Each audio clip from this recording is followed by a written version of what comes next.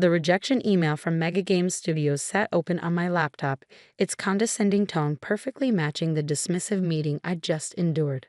While we appreciate your submission, your game lacks the professional polish and market appeal our platform requires.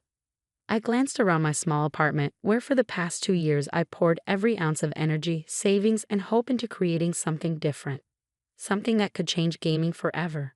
The walls were covered in concept art and algorithm flowcharts.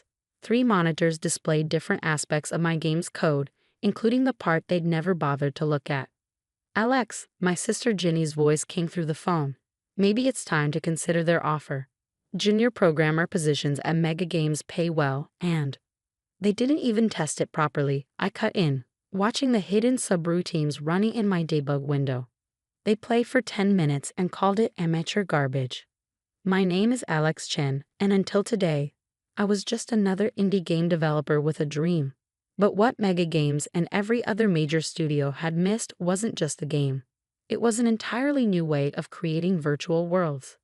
The adaptive AI alone took 18 months to perfect. I told Jenny, if they'd play long enough to trigger the evolution protocols.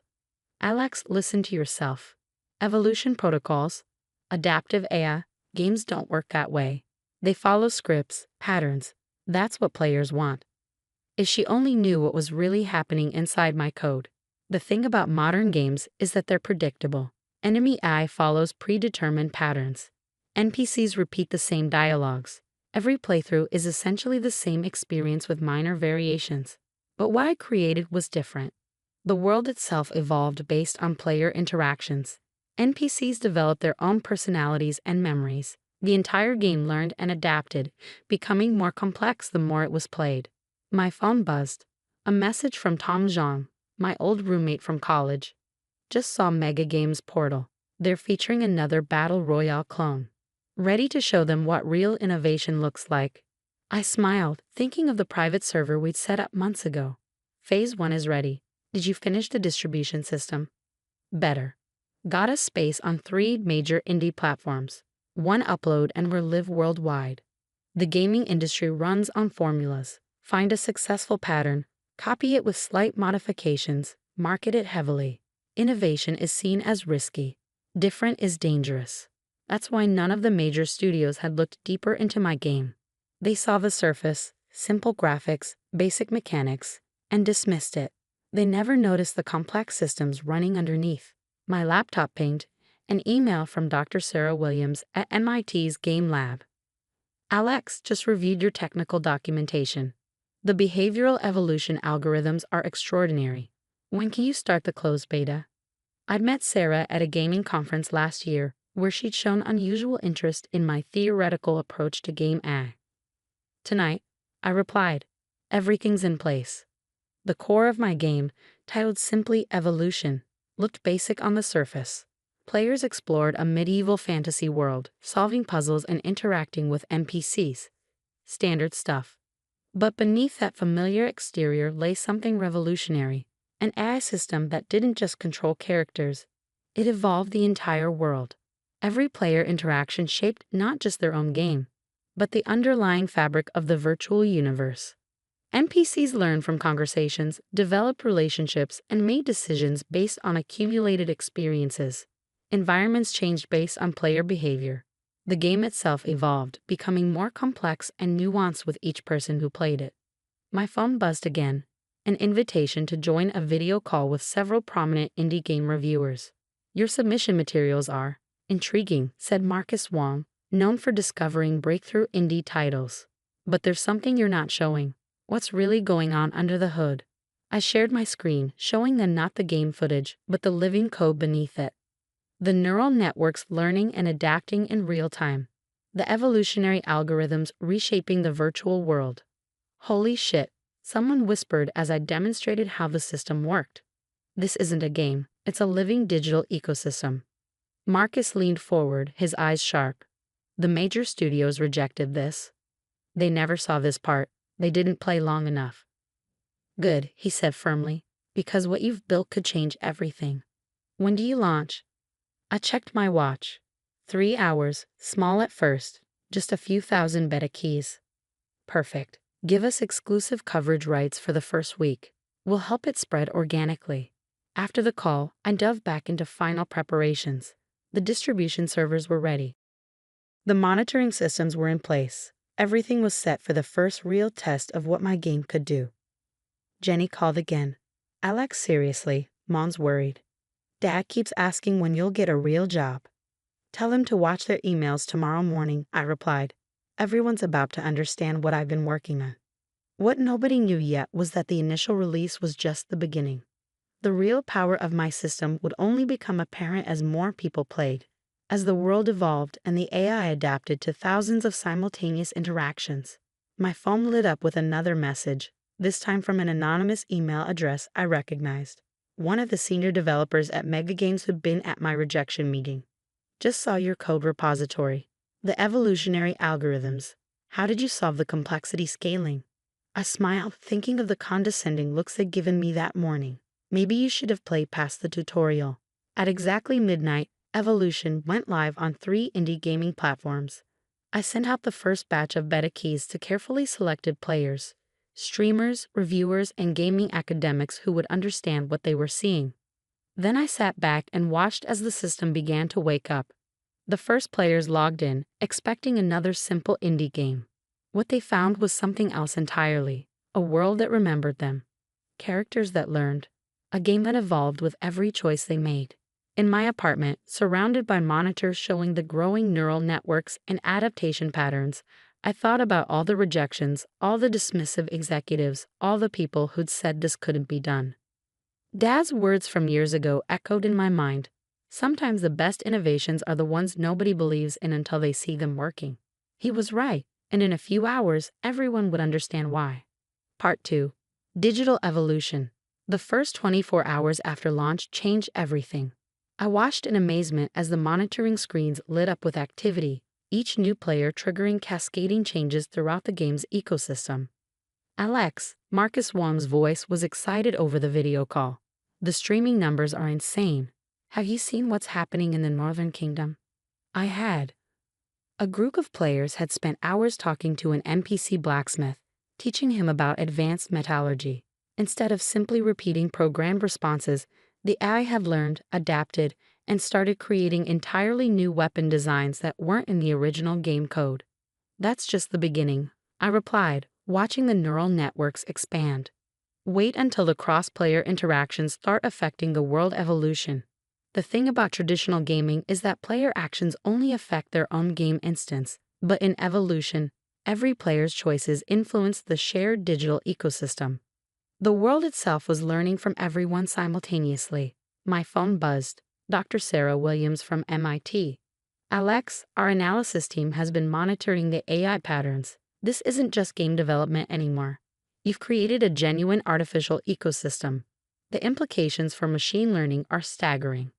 That's when the first viral video started hitting YouTube. Mind-blowing. AI game remembers everything. This NPC just learned physics by watching players. Evolution game creates new language between characters. Players were discovering what the major studios had missed. Characters remembered conversations from days ago. Towns developed unique cultures based on player interactions. The game world was literally evolving before their eyes.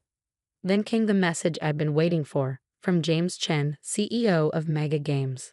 We may have been hasty in our assessment. Perhaps we could discuss an acquisition? Name your price. I thought about their dismissive rejection, their condescending smirks. No thank you. But you might want to watch tomorrow's technology conference. The International Game Developers Conference had invited me to give an emergency presentation, not about the game itself, but about the revolutionary AI system driving it. What you're seeing in evolution isn't just game AI, I explained to the packed auditorium. It's a new paradigm in digital consciousness. The game doesn't just react to players, it learns, grows, and creates. I showed them the neural networks, the adaptation algorithms, the emergent behavior patterns. The room fell silent as they realized the implications. Every NPC in the game has a unique neural network that develops through interactions. They form memories, develop preferences, learn from experiences. But more importantly, they share these learnings across the network, creating a collective intelligence that evolves the entire game world. Questions exploded from the audience. How had I solved the complexity scaling? How did I maintain stability with thousands of simultaneous neural evolutions? How had I achieved genuine emergent behavior? The secret, I explained, isn't in controlling the evolution, it's in guiding it. The system has fundamental rules, like DNA in biological evolution, but the expressions of those rules are unlimited. That's when I revealed what was really happening. Evolution wasn't just a game. It was a prototype for a new kind of artificial intelligence, one that could revolutionize everything from educational software to scientific simulations. The next few weeks were a blur. Major tech companies called with partnership offers. Research institutions wanted to study the technology. Gaming studios scrambled to understand what we created. But the most meaningful responses came from the players themselves. This game helped my autistic son understand social interactions, one mother wrote. The patient, adaptive NPCs talk in patterns he'd never grasped before. A teacher reported using the game's evolving economic system to teach complex market dynamics. A linguistics professor documented the emergence of new communication patterns between NPCs. The game was becoming more than I'd ever imagined. Jenny called, her voice excited. Alex, Dad just played it. He spent 3 hours talking to a village elder who learned his entire life story. He finally understands what you've been working on. 6 months after launch, evolution had grown in ways even I hadn't predicted. Players had created thriving societies with their own customs, languages, and cultures. NPCs had developed complex relationships and histories. The game world had evolved into something far richer than any designed environment. Megagame's stock dropped when investors realized what they'd missed. They eventually licensed our technology, as did most major studios. But by then, we'd already moved beyond gaming. The adaptive AI system found applications in education, scientific research, and social simulation. We established the Evolution Technology Institute, focused on developing and implementing the technology responsibly. Tom runs our core development team now. Sarah Williams leads the research division at MIT. Marcus Wong became our head of public relations, helping explain the technology to the world. Last week, I received a message that made me smile. Dear Mr. Chen, I'm a neuroscience researcher using your AI system to model brain development. Yesterday, we discovered a new pattern in neural adaptation that could help treat learning disabilities. Your game is literally helping us understand human consciousness. Thank you for pushing boundaries when everyone said it couldn't be done. Dr. Maria Rodriguez. I keep that message pinned to my office wall, next to Megagame's rejection letter. Together, they remind me that innovation often looks like failure to those too comfortable with the status quo. The Institute itself is different from traditional tech companies. We encourage experimentation, questioning, unexpected connections.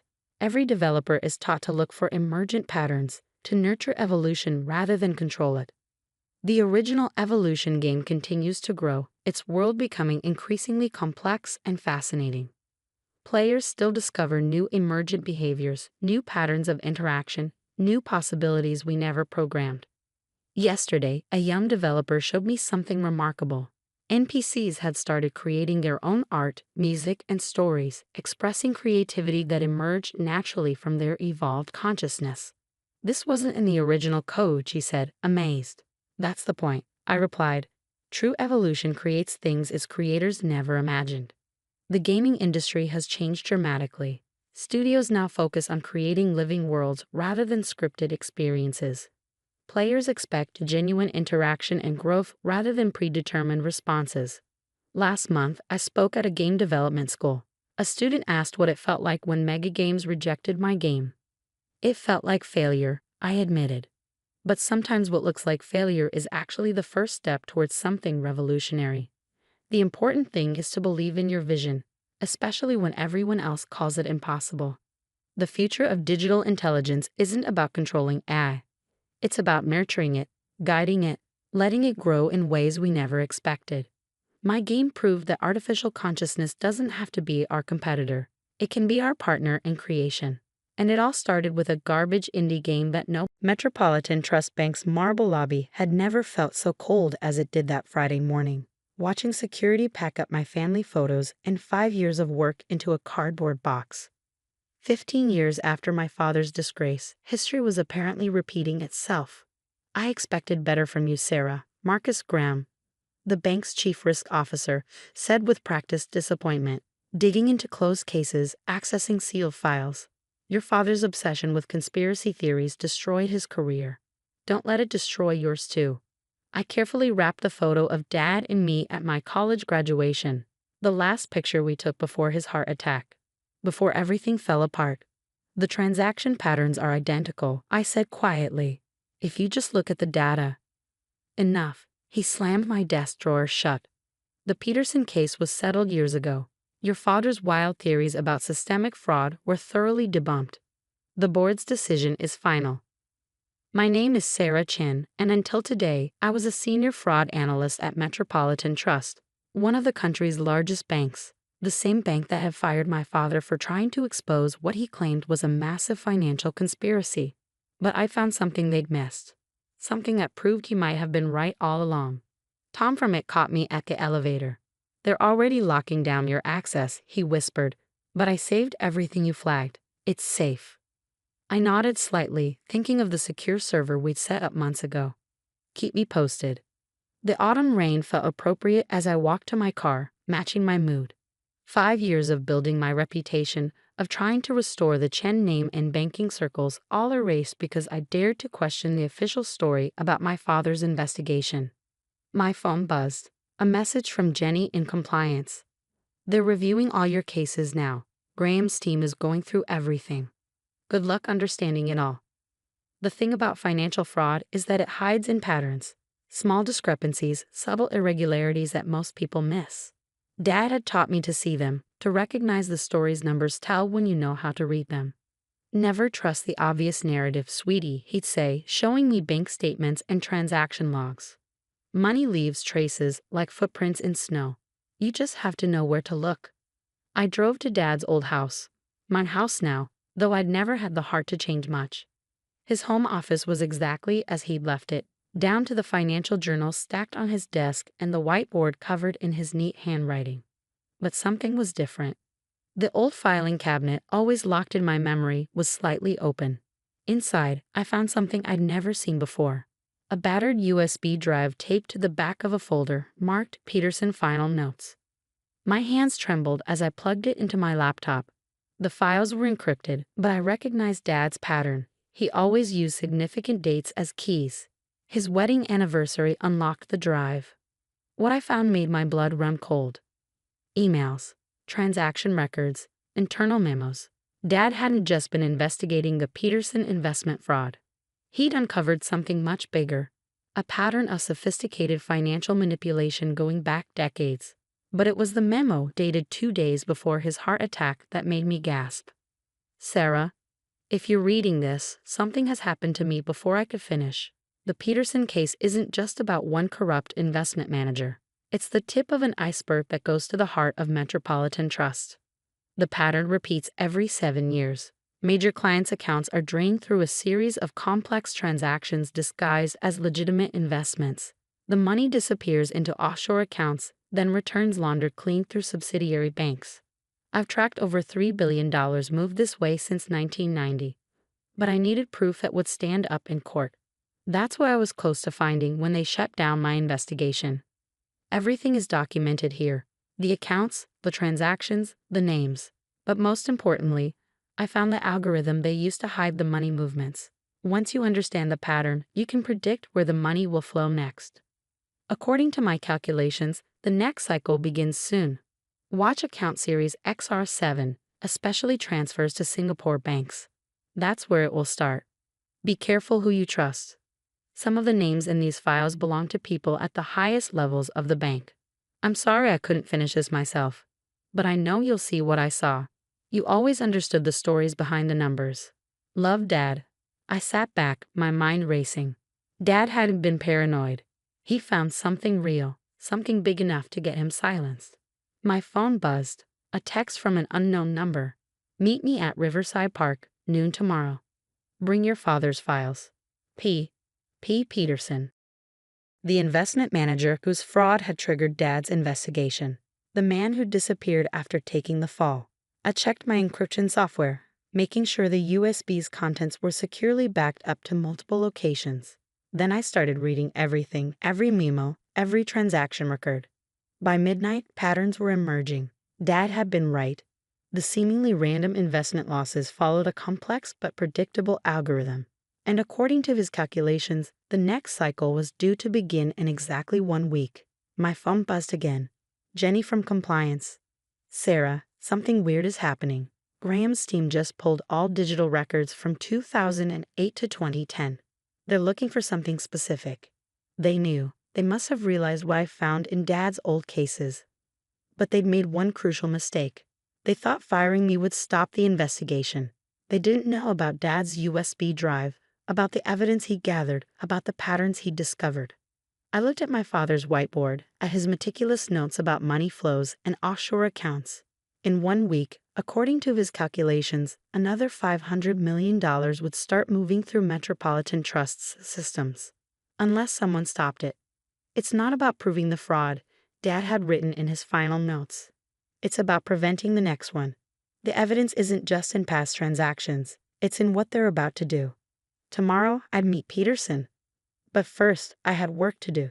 The rain had stopped, but Dad's office still felt charged with energy as I worked through the night, cross-referencing his findings with current account activities. Everything matched. The patterns were there, waiting for someone to see them. And in 7 days, they would try again. Part 2. Following the money. Riverside Park was quiet at noon on a Saturday, just a few joggers and dog walkers enjoying the autumn sunshine. I sat on the bench Dad used to favor, his USB drive secure in my pocket, watching for any sign of surveillance. Your father always liked this spot. The voice came from behind me. Said you could see the whole city, but nobody could sneak up on you. I turned. Peter Peterson looked nothing like his old bank photos. The distinguished investment manager had become a gray-haired man in a worn jacket, his eyes sharp but wary. Why now? I asked. After 15 years? He sat beside me, keeping his voice low. Because they're about to do it again. And this time, it's bigger than ever. For the next hour, Peterson filled in the gaps in Dad's investigation. The fraud wasn't just about stealing money, it was about power. A small group of executives at major banks had created a system for laundering billions in illegal funds. Your father figured out the algorithm, Peterson explained. The 7-year cycle, the offshore transfers, everything. But he didn't know who was really behind it. And you do. He handed me a phone, a burner completely clean. Everything's on here. Names, dates, recordings. I've been gathering evidence since they forced me out. But it's not enough without the proof your father found. I showed him Dad's files. His hands trembled as he read. This is it, the missing piece. With this and my evidence, we can stop them. No, he corrected. We can destroy them.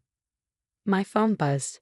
Jenny from compliance. Sarah, emergency board meeting called for Monday. Something about historical account reconciliation. Graham looks nervous. They were accelerating the timeline. The fraud cycle wasn't starting next week. It was starting Monday. Peterson saw my expression. What? We don't have a week. They're moving now. He stood up quickly. Then we need help. Real help. The next 24 hours were a blur of activity. While Peterson contacted his connections in financial regulation, I worked with Tom to analyze the current account patterns. Dad's algorithm was perfect. We could see the preparation happening. Accounts being positioned. Offshore entities being established. Everything following the pattern he'd documented 15 years ago. But this time, we were watching it happen. My phone rang. A number I didn't recognize. Ms. Chen, this is Agent Diana Martinez, FBI Financial Crimes. We need to talk about Metropolitan Trust. The FBI had a task force ready. They'd been investigating similar patterns at other banks but could never prove the connection. Dad's algorithm was the key they needed. The money moves through a series of seemingly legitimate investments. I explained to the task force. Each transaction looks normal on its own. But when you map them according to this pattern, you can see the whole network. Agent Martinez finished. And predict their next move. Peterson's evidence proved crucial. He'd recorded conversations, gathered documents, tracked the money for years. Combined with Dad's algorithm and my current analysis, it painted a picture of corruption that went beyond anything we'd imagined. Sunday night, we set the trap. The FBI placed agents throughout Metropolitan Trust. Tom gave them access to real-time transaction monitoring. Peterson's contacts in other banks were ready to track the money flows. Monday morning, I walked into the bank's marble lobby one last time. Not as an employee, but as part of something bigger. The board meeting was set for 9 a.m. Graham and his conspirators would initiate the transfers, thinking they had complete control. At exactly 8:55, I sent a mass email to every board member, major shareholder, and financial regulator. The Peterson fraud wasn't what you were told. Watch the accounts. Watch what happens next. The truth is about to come out. Graham tried to stop the meeting. Too late. The transactions began exactly as Dad's algorithm predicted. Money flowing through present channels, heading for offshore accounts, and straight into the FBI's surveillance net. Kill the transfers, Graham shouted when agents entered the boardroom. Shut it down. But that only made it worse. The panicked attempts to stop the money movement created a clear trail of evidence. Everything Dad had predicted, everything Peterson had documented, played out in real time. By noon, the arrests began. Graham, 3 board members, executives at partner banks, the entire network crumbling as each person rushed to save themselves. My phone buzzed one last time. Agent Martinez. We got them, all of them. Your father would be proud. The next weeks were intense. Congressional hearings, criminal indictments, financial industry reforms. Metropolitan Trust survived, but transformed. New leadership, new oversight, new commitment to ethical banking. Peterson was cleared of all charges, his reputation restored. He now teaches banking ethics at Columbia. Jenny runs the new compliance division, implementing systems based on Dad's algorithm to detect fraud patterns. Tom heads its security, making sure no one can ever hide money movements again. And me? I was offered my old job back with a promotion. I turned it down. Instead, I established the Chen Financial Integrity Institute, dedicated to developing new ways to detect and prevent banking fraud.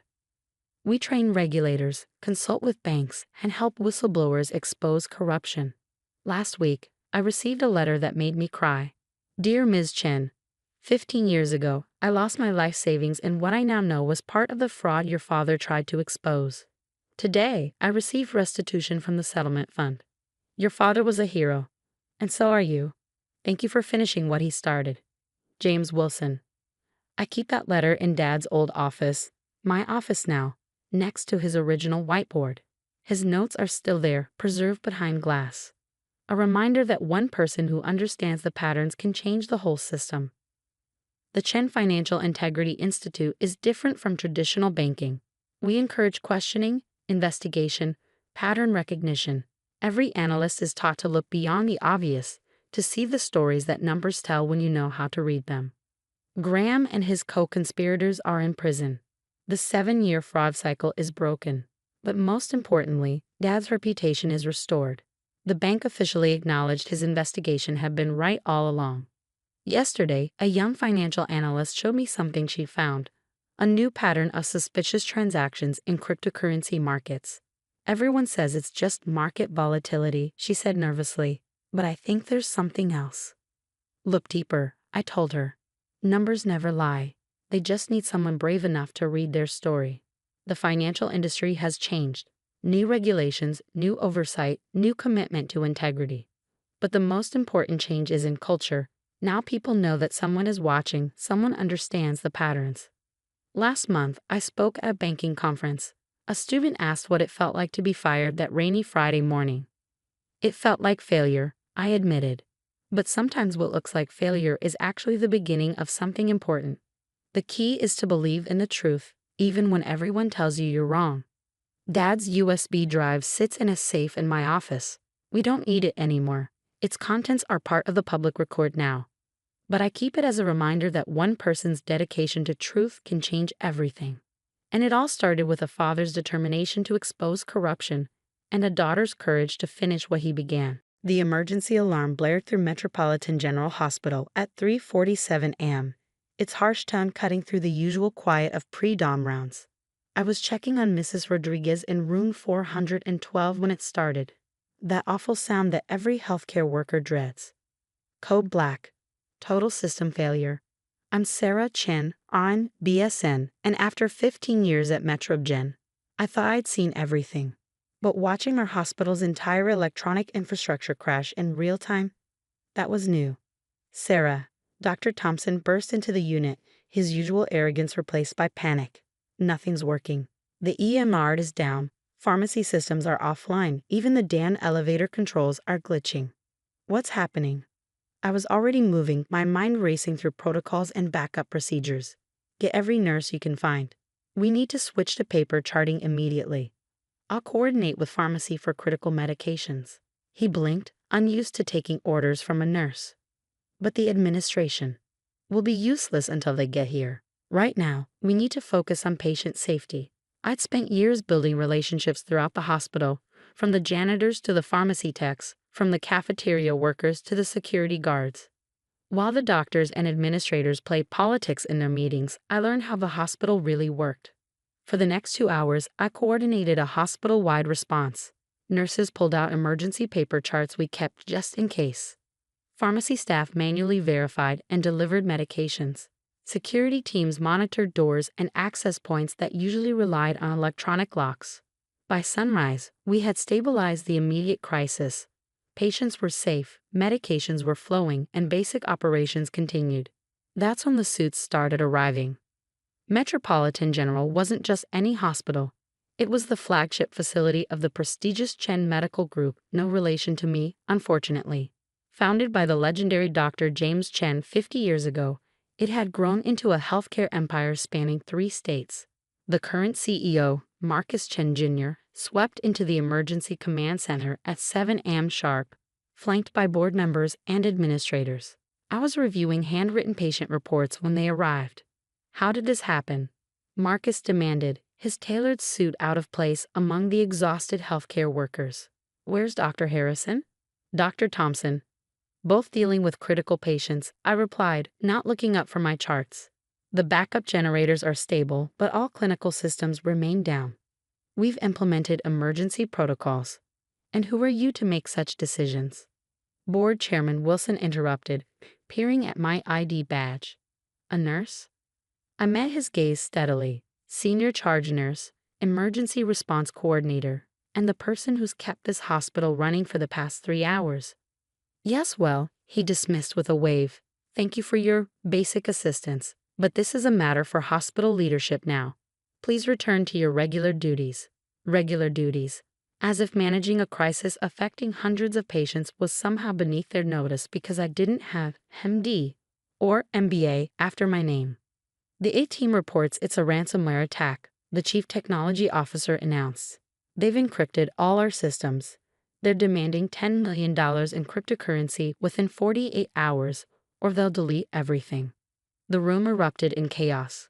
Board members shouted about insurance policies and legal liability. Administrators argued about emergency procedures and press responses.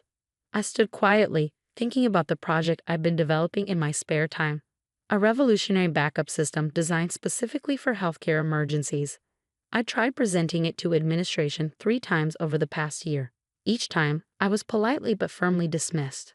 This is what happens when we rely too heavily on technology, Dr. Thompson declared, finally joining the meeting. We need to focus on medical solutions, not computer problems. Actually, I started. I have a potential. Please. Chairman Wilson cut me off with a condescending smile. This is hardly the time for nursing suggestions. We need real solutions from qualified experts. I looked around the room at these qualified experts, administrators who'd never worked a night shift, doctors who couldn't find the backup generators, board members who didn't know the first thing about our actual emergency protocols. Of course, I said quietly, gathering my papers. I'll leave you to it.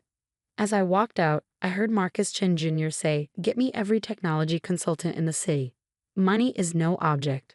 They had no idea that the solution they needed was walking out the door. No idea that I'd spent the past 3 years developing and testing a comprehensive healthcare backup system. One that could not only restore our current systems, but protect against future attacks. No idea that while they were focused on their millions and their reputations, I'd been focused on what really mattered, patient safety. I went back to my unit, where the real work continued. Nurses exchanged knowing looks as updates filtered down from the command center. More consultants arrived, each with their own expensive proposals. Hours ticked by with no progress. By evening, the situation was deteriorating. Without access to medical records, medication histories, or imaging systems, patient care was becoming dangerous. The emergency department had to divert critical cases to other hospitals. The press was camping outside, sensing a story about one of the country's most prestigious hospitals brought to its knees. My phone buzzed. A message from Dr. Sarah Jean, my old roommate from nursing school who now worked at the CDC. Heard about Metrogen, how bad? I gave her a quick update, then added, remember that backup system I told you about? The one those idiots rejected? Yeah, would it help? It would solve everything. But they won't listen to just a nurse. Her response came quickly. Then maybe it's time they learned what nurses can really do. She was right. I'd spent my career being underestimated, watching administrators make decisions without understanding the frontline reality of healthcare. Maybe this crisis was an opportunity. I went to my locker and pulled out a worn leather notebook, Dad's last gift before he died. He'd been a maintenance worker at Metrogen for 30 years, teaching me everything about the hospital's infrastructure that you couldn't learn in nursing school. Sometimes, he'd said, you have to let people fail before they'll accept help. Opening the notebook, I reviewed my system's architecture one more time. 3 years of work, countless late nights, every detail meticulously planned. A solution that could save not just Metrogen, but potentially hospitals across the country. They had 36 hours until the ransom deadline. The question was, how long would their arrogance last before they realized they needed help from just a nurse?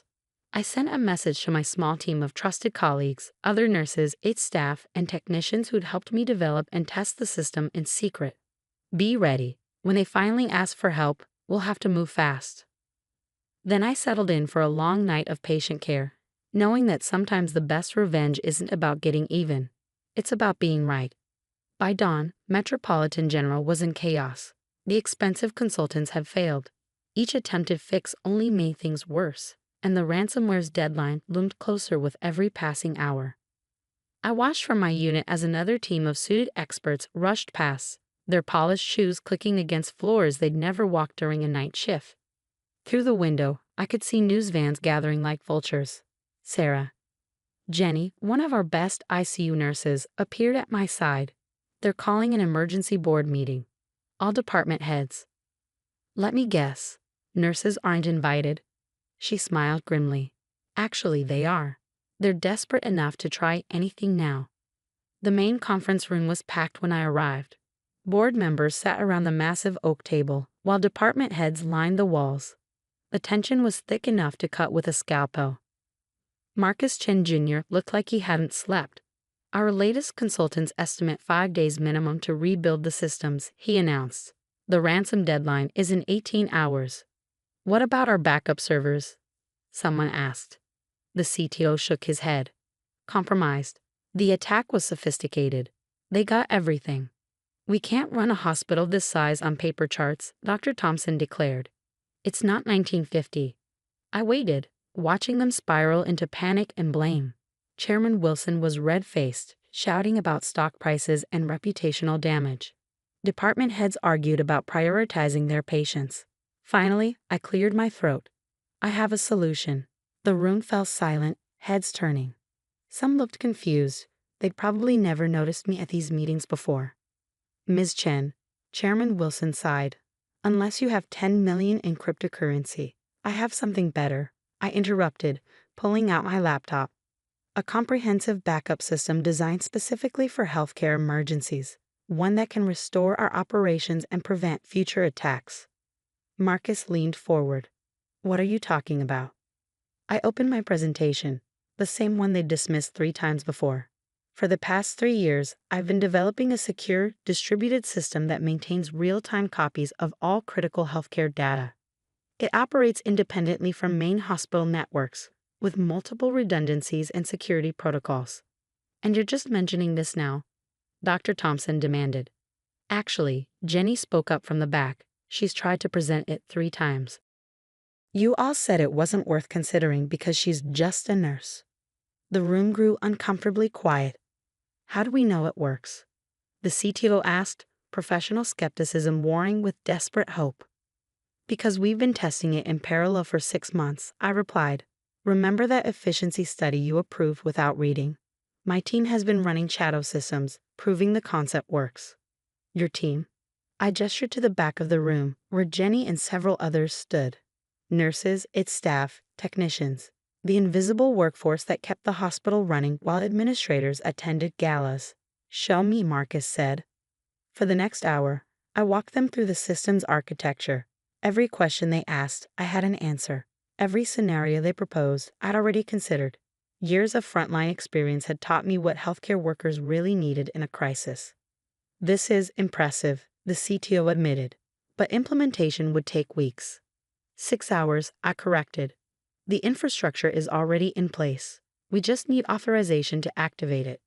Chairman Wilson sputtered, You installed unauthorized systems in our hospital? No, I smiled. I installed authorized systems through proper channels.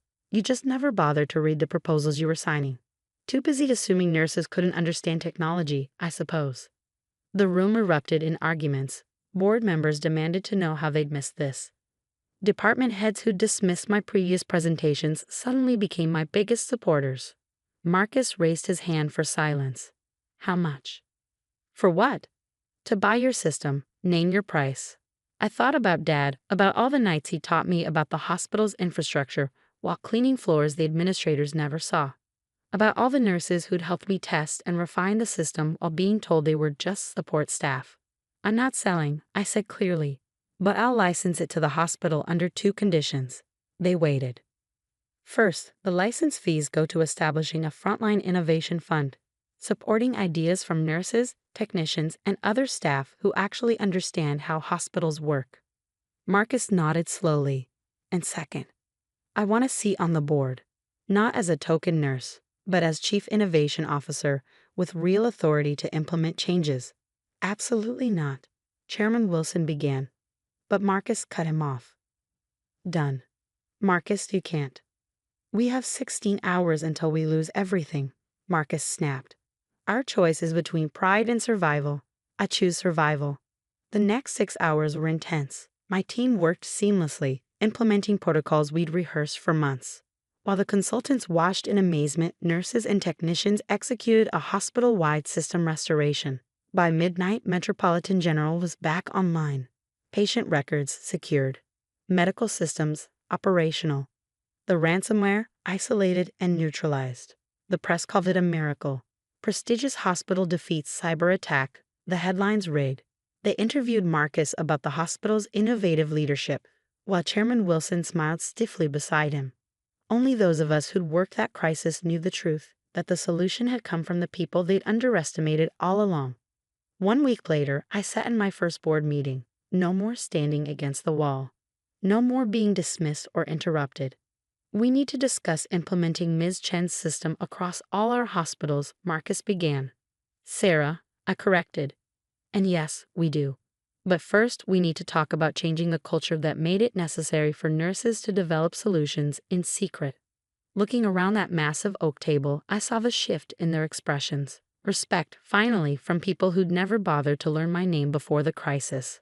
Chairman Wilson retired 2 months later, citing personal reasons. His replacement? Dr. Sarah Jean, my old roommate who'd helped me develop the system's initial concept during late-night study sessions.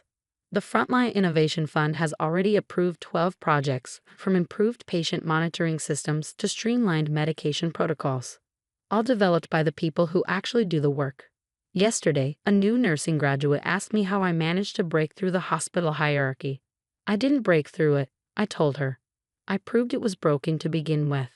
Dad's old notebook sits on my desk now, next to my board member nameplate. Inside, I've added my own notes, not just about hospital infrastructure, but about the power of being underestimated. Sometimes, the best revenge isn't about proving others wrong. It's about proving yourself right, and then using that victory to open doors for others. The emergency alarm still blares occasionally. That's the nature of healthcare. But now, when crisis hits, everyone knows that solutions can come from anywhere, even from just a nurse. After all, in healthcare as in life, The real experts aren't always the ones with the fanciest titles. Sometimes they're the ones who've been there all along, quietly keeping the system running while others claim the credit. And sometimes it takes a crisis to make everyone else finally see it. The glass walls of TechCorp's conference room seemed to close in as CEO Richard Maxwell delivered his verdict with a smirk. Sarah Chin's accusations are completely false. Her termination is effective immediately. I sat there, surrounded by board members and executives, watching my 5-year career crumble because I dared to speak up. My name is Sarah Chin, and this is how I expose the toxic empire behind Silicon Valley's most ethical company. You can't do this, I said, my voice steadier than I felt. I have evidence. What evidence? Richard laughed, spreading his hands to the room. Our IT department has thoroughly reviewed all communications. There's nothing to support your ridiculous claims. Of course there wasn't. They deleted everything after I filed the formal complaint. But they didn't know about my backup server or the software I'd been developing in secret. Sarah, Janet Morris, the head of HR, spoke in her practiced, sympathetic tone. These are very serious accusations against our CEO. Without concrete evidence. Just admit you made it up, Richard interrupted. Maybe then we can discuss a reasonable severance package. I looked around the room at the faces I'd worked with for years. Most avoided my eyes. They'd seen how Richard and his inner circle operated, how they systematically harassed and discredited anyone who challenged them. But TechCorp was worth $1 billion, and Silence bought nice stock options. Only Mark Davies, my immediate supervisor, showed any sign of discomfort. He'd witnessed some of Richard's behavior but was too afraid to speak up. His mortgage and kids' college funds depended on his TechCorp shares. Security will escort you out, Richard continued, clearly enjoying the moment. And Sarah? Good luck finding another job in tech after this. Silicon Valley's a small world. As security led me to my desk to collect my belongings, I thought about the past 6 months. The inappropriate comments had started after I was promoted to lead software architect. Then came the private meetings where Richard made his expectations clear. When I refused his advances, the retaliation began. Projects reassigned. Credit for my work given to others. Subtle undermining in meetings. Classic patterns, but handled so skillfully that each individual incident seemed minor. Until I developed NeuralTrace. The software was supposed to be for tracking user behavior patterns in TechCorp's apps.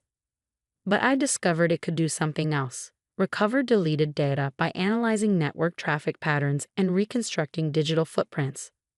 Richard hadn't known about that capability when he ordered it to clean up certain email threads. In the parking lot, I sat in my car and made 3 calls. First, to Maya Patel at the SEC's Cybercrime Division. Second, to my lawyer. Third, to someone who'd been waiting for this moment, Jennifer Roberts, Richard's former assistant who'd been paid to stay quiet 2 years ago. It's time, I told her. Are you ready? God, yes, she replied. I've kept everything. At home, I activated my private server. For months, I'd been quietly backing up TechCorp's network traffic. Not the content, that would have been illegal. Just the metadata, the digital equivalent of watching people's shadows without seeing the people themselves. NeuralTrace could reconstruct those shadows into something more substantial. My phone buzzed. A text from Mark. I'm sorry, you know I can't. My family. I didn't respond. Mark's cowardice was disappointing but useful. His guilty conscience might make him valuable later. Another message popped up, this one from Richard. Be smart about this. Take the severance. Don't destroy your future. Future. I thought about the other women who'd left TechCorp quietly over the years. About the culture of silence Richard had built while presenting himself as a champion of diversity in tech. My laptop pinged. NeuralTrace had finished its initial analysis. The pattern was clear. Systematic harassment, coordinated cover-ups, hush money paid through shell companies. Richard's cleanup hadn't just targeted my evidence. He'd been erasing his tracks for years. But digital shadows are harder to erase than most people realize. Ms. Chen, Maya from the SEC called back. We've reviewed what you sent. It's significant, but we'll need more. Give me 48 hours, I replied. You'll have everything you need. I spent the night coding, refining NeuralTrace's algorithms. By morning, I had reconstructed enough digital trails to prove pattern and intent. Richard hadn't just harassed employees, He created an elaborate system to silence them. The severance agreements, the NDAs, the strategic deletions of evidence, all connected through a web of digital fingerprints he thought were invisible. My phone kept buzzing with texts from concerned colleagues. Most expressed sympathy but offered no support. Silicon Valley runs on stock options and reputations. Nobody wanted to risk either. Then came an email from someone unexpected. Catherine Maxwell, Richard's wife and TechCorp's major shareholder. We should talk. Privately, there are things you need to know. I considered ignoring it. Catherine had a reputation for fiercely defending her husband's interests, but something about the message's timing felt significant. We met at a small coffee shop in Palo Alto, far from TechCorp's usual haunts. Catherine looked different from her polished public appearances, tired, tense. How much have you figured out? She asked without preamble. About the harassment? Or about the shell companies used to pay off victims? She flinched. There's more. Richard, he hasn't just been harassing women. He's been stealing their ideas. Patents that should have belonged to female engineers who left. He claimed them as his own. My hands tightened around my coffee cup. Why are you telling me this? Because I have proof. And because she took a deep breath. Because my daughter just started her first tech job. And I can't bear the thought of her facing what you and the others faced. I studied her carefully. Richard will lose everything if this comes out. Good. Her voice was hard. He deserves to. I've spent years making excuses, telling myself it wasn't that bad. But seeing how he treated you, knowing there were others. She pulled out a USB drive. Everything's here. Bank records, original patents, emails I saved before he could delete them. As I drove home, I thought about how many lives Richard's behavior had affected. Not just the direct victims, but the ripple effects, careers derailed, innovations stolen, families impacted. Time to end it. But first, I needed to talk to one more person. Someone who could verify Richard's pattern of theft. Dr. Helen Zhang had been TechCorp's first lead engineer. She left abruptly 3 years ago, right after developing the core technology that made the company valuable. The official story was that she had a breakdown. I found her teaching computer science at a community college. I wondered when someone would figure it out, she said when I explained why I was there. Richard thought deleting files would erase the evidence. He never understood that true innovation leaves traces that can't be erased. Will you help me prove it? She smiled. I've been waiting for someone to ask. The next 48 hours transformed Silicon Valley forever. The evidence I gathered wasn't just about harassment. It exposed a systematic pattern of intellectual property theft that had built TechCorp's billion-dollar empire.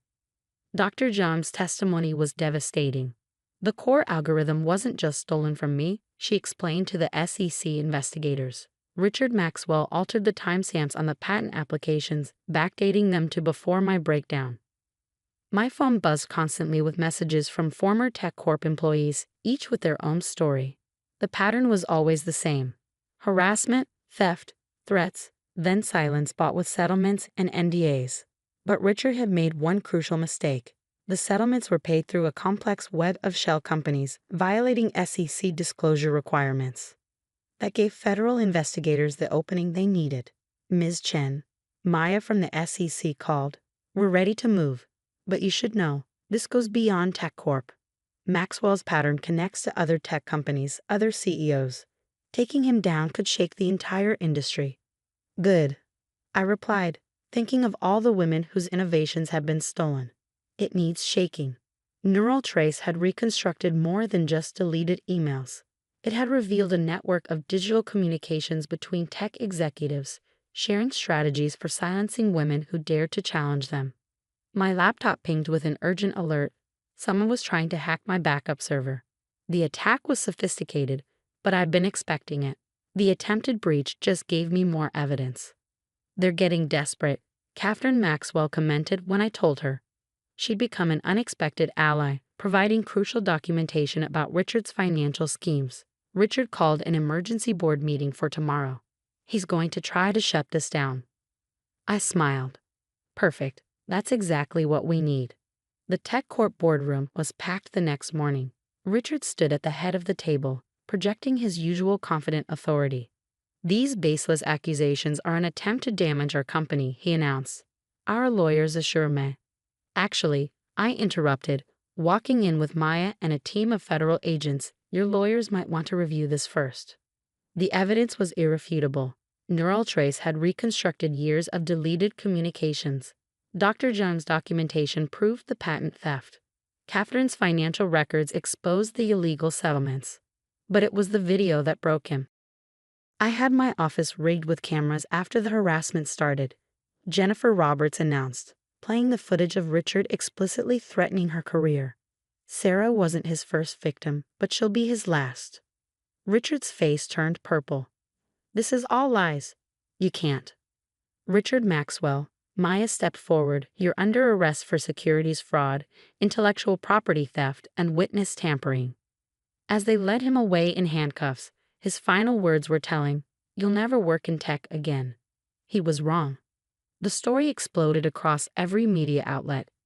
TCHCORPCEO ARESTD in Massive FRAUD Silicon Valley Rostikid by 8ARASSMENT and TGFTSCANDAL. Female engineers reclaim Stioli and patents. The ripple effects were immediate. Other tech companies launched internal investigations. Venture capital firms implemented new oversight procedures. Women across the industry began speaking out about similar experiences. But the real work was just beginning. 3 months later, I stood in TechCorp's renovated headquarters, now renamed Zhongchen Technologies after its true innovators. The board had undergone a complete overhaul, with Dr. Zhang as CEO and a new commitment to ethical innovation. The patents have all been correctly reassigned, my lawyer confirmed. The settlement funds have been redistributed to the rightful inventors, and the SEC is implementing your software as a standard monitoring tool. Neural Trace had evolved into something more powerful, a system for detecting and preventing corporate fraud before it could take root. Other companies were already licensing it, eager to prove their commitment to change. Mark Davies, my former supervisor, asked to meet for coffee. I should have spoken up, he said, unable to meet my eyes. My silence made me complicit. Yes, I agreed, it did. So what are you going to do about it now? He pulled out a folder. Documentation of similar behavior at other companies. People have been reaching out, sharing stories. They need someone to help them fight back. I studied him thoughtfully. Are you ready to risk your stock options for what's right? I have to be. My daughters are watching. The Zhongchen Foundation launched the next week, providing legal and technical support for tech workers facing harassment and discrimination. Jennifer Roberts headed up the advocacy division, turning her experience into a force for change. Catherine Maxwell, after divorcing Richard, became one of our strongest supporters. Real innovation comes from diversity, she told a Women in Tech conference. My ex-husband didn't just harass women, he stole their ideas because he couldn't compete with them fairly. A year after Richard's arrest, I received an email from a young programmer. Your story inspired me to fight back. Because of you, I knew I wasn't alone. That's when I realized the true impact of what we'd done. It wasn't just about exposing one corrupt CEO or saving one company. It was about changing the culture that had protected him. Richard was sentenced to 20 years for fraud and theft. His co-conspirators at other companies faced similar charges. The old boys network that had enabled them began to crumble. But more importantly, women in tech found their voices. The industry's culture of silence gave way to one of accountability and support. Last week, I spoke at MIT's computer science graduation. A student asked what advice I'd give to women entering tech. Your ideas have value, I told them. Your innovations matter. And if anyone tries to steal them or silence you, remember. Digital shadows never really disappear. The truth always leaves traces. Zhongchen Technologies became a model for ethical corporate governance. Our stock price soared as investors recognized that diverse, equitable companies perform better. The patents rightfully reassigned to their female inventors spawned new innovations and startups. Dr. Zhang and I sometimes discuss how different things might have been if we'd had allies earlier, but we don't dwell on the past. We're too busy building a future where talent and innovation matter more than gender or power. Neural Trace continues to evolve, now used by federal agencies to detect corporate fraud patterns. Every time it catches another potential Richard Maxwell, I think about that day in a conference room when he thought he could silence me. The old Silicon Valley ran on stock options and silence. The new one runs on transparency and truth. As for me, I did work in tech again. I owned it. Richard Maxwell's final threat in handcuffs had been right about one thing. I never would work in the old tech industry again. Instead, I helped build a new one. And that made all the difference. The sound of my laptop shattering against the wall echoed through our living room. I flinched but kept my spine straight, refusing to show fear as my father's face turned a deeper shade of red. "Maya, you ungrateful child," he roared, his accent thickening with rage. "Do you know how long we've planned this? The Sharmas are one of the most respected families in our community." My mother sat on the cream leather sofa, dabbing at her eyes with the edge of her designer sari. "What will people say?" she whispered, more concerned with appearances than my happiness. "We've already sent out the wedding invitations. My name is Maya Patel, and at 24, I was about to lose everything because I refused to marry a man I'd met exactly twice. Both times, he'd spent more time talking about his Tesla and Silicon Valley connections than trying to get to know me as a person.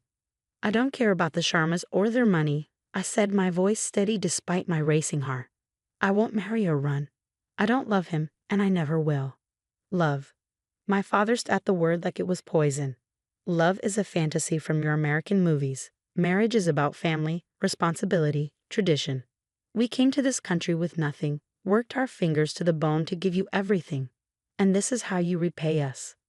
I glanced at my broken laptop, thinking of the countless hours of code stored on its hard drive. The startup I'd been building in secret for the past year. The dream I hadn't dared share with my traditional parents. They'd paid for my computer science degree at Stanford, expecting me to land a safe corporate job and marry whoever they chose. Instead, I'd been working on an AI algorithm that could revolutionize personal finance. "I'm building something," I said, finally ready to tell them the truth. "A company. My algorithm could help millions of people manage their money better. I don't need to marry a rune for financial security. I can make it on my own." The laugh that erupted from my father was cruel and dismissive. "A company? You? You think you can succeed in the tech world without our support, without the connections this marriage would bring?" "Yes," I said simply. "I do." My mother stood up, her face hardening. "Maya, enough of this nonsense. You will marry Arun next month as planned. End of discussion." I took a deep breath, steadying myself for the words I knew would change everything. "No, Mom, I won't." The silence that followed was deafening. My father's face went from red to purple, and my mother's perfectly manicured hand flew to her throat. "Then you are no longer our daughter," my father said, his voice ice cold. "Pack your things and get out. Don't expect a single rupee from us.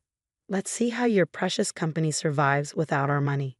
My mother didn't say a word, just turned her back on me, her shoulders shaking with either sobs or rage. I couldn't tell which. I walked to my room in a daze, pulling out a suitcase and filling it with essentials. Clothes, documents, my backup hard drive. My hands trembled as I changed my bank password, knowing my father would try to freeze my account.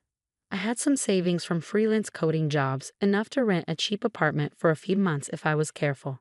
As I dragged my suitcase down the curved staircase of our mansion, the home I'd grown up in, memories flooded my mind. Learning to ride a bike in the circular driveway, doing homework at the kitchen island, celebrating Diwali with elaborate decorations and sweets. But those happy memories were now tainted by the reality of conditional love. My father stood by the front door, his arm around my sobbing mother. "Once you walk out that door," he said, "don't ever think of coming back unless you're ready to apologize and accept the marriage." I paused at the threshold, looking back at them one last time. "I love you both," I said softly. "But I won't sacrifice my dreams or my happiness for your idea of tradition." The door slammed behind me with a finality that made my heart crack. I loaded my suitcase into my old Honda Civic, the one my father had complained about when I refused the BMW he'd offered, and drove away from everything I ever known. That night, I crashed on my best friend Sarah's couch, trying to figure out my next move. She sat with me until 3 a.m., letting me cry and rage and finally plan.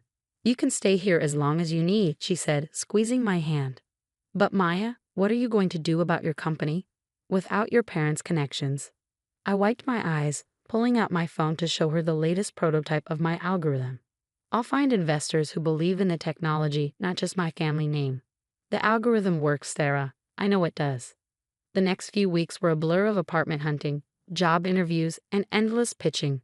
I found a tiny studio in a less desirable part of San Francisco, took a part-time job as a coding instructor to pay the bills, and spent every other waking moment refining my algorithm.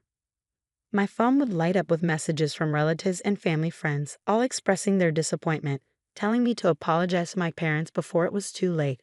I blocked them one by one, focusing instead on building my company. The rejection letters from investors started piling up. Too risky. Not enough traction. Come back when you have more experience. Each one felt like another door slamming in my face, but I refused to give up. 3 months after leaving home, I was running dangerously low on savings when I got an email that changed everything. A partner at a prominent VC firm had heard about my algorithm through one of my Stanford professors. They wanted to meet. I spent days preparing for the pitch, knowing this might be my only shot. The morning of the meeting, I put on my most professional outfit, a simple black dress from my previous life, and took a deep breath. "Your technology is impressive," the lead partner said after my presentation. "But what really interests us is your passion and resilience. We've heard about your story, Ms. Patel. Not many people would walk away from everything to pursue their dreams." I gripped my hands tightly in my lap. "Sometimes you have to risk everything to build something meaningful." He smiled, sliding a term sheet across the table. "We'd like to offer you $2 million in seed funding." My vision blurred with tears as I looked at the numbers, but I forced myself to focus. This wasn't just about proving my parents wrong anymore. This was about building something that could help people, about showing other young women from traditional backgrounds that they could chart their own path. I signed the papers that afternoon, and FinWise Technologies was officially born. The next year was a whirlwind of hiring, product development, and user acquisition. My algorithm, refined and expanded with the help of a talented team, was helping thousands of people better understand and manage their finances. My parents' silence continued, but I heard through the grapevine that Arun had married someone else, a doctor from a good family, and that my mother had taken to telling people I was studying abroad. Their denial of my success hurt, but I channeled that pain into working harder. FinWise grew faster than anyone expected. Our user base doubled, then tripled. Major financial institutions started reaching out about partnerships. I was invited to speak at conferences, featured in tech magazines, named to 30 under 30 lists. But nothing prepared me for the call that came 18 months after I walked out of my parents' house. It was from one of the largest fintech companies in the world. "Ms. Patel," the CEO said, "we've been watching FinWise's growth with great interest. We'd like to discuss an acquisition." The acquisition offer was staggering, $600 million. The number didn't feel real as I stared at the documents spread across my desk. 2 years ago, I'd been sleeping on a friend's couch, and now you've built something extraordinary here, my lead investor said during the final negotiations. "Are you sure you want to sell?" I thought about it carefully.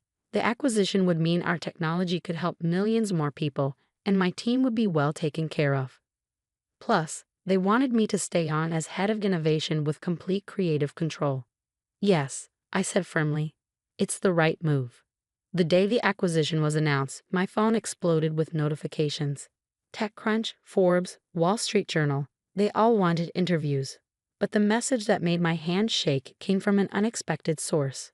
My cousin Priya. "Maya, have you seen the news? Your father collapsed when he saw the headlines. He's in the hospital." My heart stopped. Despite everything, the thought of my father being ill made my chest tighten. I called Priya immediately. "It's not serious," she assured me. "Just stress and high blood pressure. But Maya, maybe it's time. They've seen what you've built now. They can't deny your success anymore." I sat in my office, looking out at the San Francisco skyline. The sun was setting, painting the sky in shades of orange and pink. Success had healed many wounds, but the pain of my parents' rejection still lingered. "Send me the hospital details," I said finally. An hour later, I stood outside my father's private room at Stanford Medical Center, my heart pounding. Through the window, I could see my mother sitting by his bed, looking older than I remembered. My father was awake, staring at a muted TV that was, ironically, playing a news segment about FinWise's acquisition. I knocked softly and entered. The silence was heavy as both my parents turned to look at me. Maya, my mother whispered, her eyes filling with tears. My father's face was unreadable. The last time I'd seen him, he'd been purple with rage. Now he just looked tired. The doctors say it's nothing serious, I said, keeping my voice steady. But you should rest, Papa. He looked away, his jaw tight. Why are you here?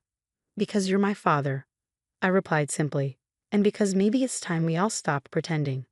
My mother stood up, wringing her hands. Maya, we've seen the news. Your company, it's quite an achievement. I almost laughed at the understatement. It's more than that, Mom. It's everything you and Papa taught me to be: hardworking, determined, ambitious. I just applied those lessons differently than you expected. By throwing away our traditions, my father asked, but his voice lacked its old anger. By refusing a good marriage, by choosing my own path, I corrected gently. The world is changing, Papa. Success doesn't have to follow the old rules anymore. He was quiet for a long moment, looking at the TV where my face was still visible in the muted business news. $600 million, he muttered, shaking his head. My daughter. Your daughter who you kicked out, I reminded him, feeling the old hurt surface. Who you said wasn't welcome back unless she agreed to an arranged marriage. My mother made a small, pained sound. We were wrong, Maya. We were so wrong. Yes, you were, I agreed. But that's not why I'm here. I'm here because despite everything, you're my parents. And if you're willing to accept me, really accept me, for who I am and the choices I make, then maybe we can start rebuilding. My father's eyes met mine, and I saw something I'd never seen before. Respect. Not just the kind that came with cultural obligation, but genuine respect for what I'd achieved. The boy you were supposed to marry, he said slowly, a run. His company just filed for bankruptcy. The Sharmas lost everything. I nodded, having seen the news. Life has a way of showing us what matters, doesn't it? He reached out his hand, and after a moment's hesitation, I took it. His palm was warm and familiar, bringing back memories of childhood walks and proud pats on the head for good grades. I am sorry, BD, he said softly, using the endearment he hadn't used since I was small. Your mother and I, we were trapped in old ways of thinking. We couldn't see that the world had changed. My mother moved closer, her hand joining ours. Can you forgive us, Maya? Can we try to be a family again? I felt tears slip down my cheeks. It won't be easy, I warned. Things can't go back to how they were. I make my own decisions now, about my life, my career, who I date. We know, my father said, surprising me. You've proven you can make better decisions than we ever could for you. The next few hours were spent talking, really talking, for the first time in years. They asked about my company, actually listening as I explained the technology. My mother cried when I told her about those first months on my own, and my father's face darkened with shame. You were working on this even before he gestured vaguely, unable to say, kicked you out. Yes, I said. I tried to tell you that night, but you wouldn't listen. And now you're the CEO of your own division at one of the largest tech companies in the world. My mother said, a hint of pride creeping into her voice. Now I'm exactly who I was always meant to be, I corrected her. The money, the success, that's wonderful, but it's not what matters most. What matters is that I stayed true to myself. As I left the hospital that evening, my parents' numbers back in my phone and tentative plans for a family dinner the following week. I felt lighter. Success had given me more than financial freedom. It had given me the chance to rewrite the rules of my relationship with my parents. Over the next few months, we slowly rebuilt our connection. There were still awkward moments, still times when their old expectations would surface, but now I had the strength and confidence to address them directly. My mother still occasionally mentioned marriage, but now it was gentle questions about whether I was dating anyone, not demands about suitable matches. My father, to everyone's surprise, became one of my biggest advocates in the tech world, proudly telling anyone who would listen about my achievements. 1 year after the acquisition, I stood on stage at a major tech conference, giving a keynote speech about innovation and tradition, about breaking barriers and building bridges. In the front row, my parents sat beaming, finally understanding that success didn't have to follow their prescribed path. Sometimes, I told the audience, the hardest person to stand up to is family.